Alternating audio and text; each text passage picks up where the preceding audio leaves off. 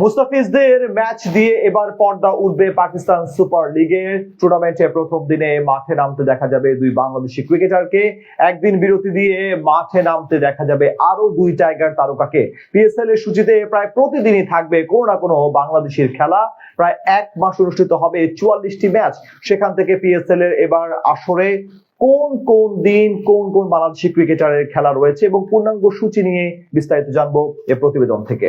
প্রথমবারের মতো এবার পাকিস্তান সুপার লিগে দেখা যাবে একসাথে 4 জন বাংলাদেশি ক্রিকেটারকে। দিন দিন ফ্র্যাঞ্চাইজি টুর্নামেন্টে বাংলাদেশি ক্রিকেটারদের যেই কদর বাড়ছে তার সবচেয়ে বড় উদাহরণ হয়তো এটি। সবচেয়ে বড় কথা হলো এবার পিএসএল এর প্রায় প্রতিদিনই কোনো না কোনো বাংলাদেশি ক্রিকেটারের খেলা রয়েছে। টুর্নামেন্টের শুরুটাই হবে টাইগার দুই তারকা মুস্তাফিজুর রহমান এবং পারভেজ হোসেন ইমনের ম্যাচ দিয়ে।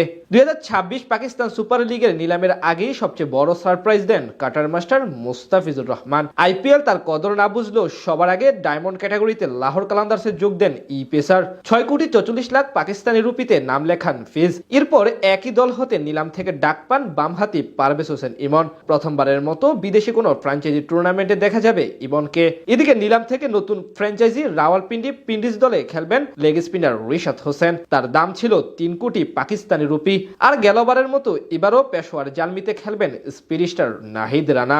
সেখান থেকে আগামী 26 মার্চ টুর্নামেন্টের উদ্বোধনী দিন মাঠে নামবে গেলবারের চ্যাম্পিয়ন এবং মুস্তাফিজু ইমনদের দল লাহোর কালান্দার্স। তাদের প্রতিপক্ষ নবাগত ফ্র্যাঞ্চাইজি হায়দ্রাবাদ কিংসম্যান। এই মাসে 26 তারিখ আসরের পর্দা ওঠার পর শেষ হবে মে মাসের 3 তারিখ। 7 দলের মধ্যে মোট ম্যাচ হবে 44টি। প্লে অফ পর্ব শুরু হবে 28 এপ্রিল রাওয়ালপিন্ডিতে কোয়ালিফায়ার ম্যাচ দিয়ে।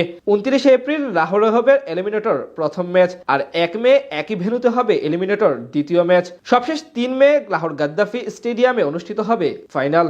টুর্নামেন্টের তৃতীয় ম্যাচ অর্থাৎ 28 মার্চ মুখোমুখি হবেন দুই বাংলাদেশি তারকা নাহিদ রানা এবং রিশাদ হোসেন, অর্থাৎ পেশোয়ারের প্রতিপক্ষ নতুন দল রাওয়ালপিন্ডি পিন্ডিজ। মুস্তাফিজদের দ্বিতীয় ম্যাচ 29 তারিখ করাচি কিংসের সাথে। 31 মার্চ থেকে রাওয়ালপিন্ডিতে শুরু হবে দ্বিতীয় ধাপের ম্যাচ, যেখানে ইসলামাবাদ ইউনাইটেড, পেশোয়ার জালমি ও রাওয়ালপিন্ডি পিন্ডিজ নিজেদের মধ্যে ম্যাচ খেলবে। এপ্রিলের শুরুতে মুলতানে অনুষ্ঠিত হবে কয়েকটি গুরুত্বপূর্ণ ম্যাচ, যেখানে মুলতান সুলতান একাধিক হোম ম্যাচ খেলবে। 8 এপ্রিল থেকে করাচি ও ফয়সালাবাদে শুরু হবে পরবর্তী পর্ব। এই সময় করাচি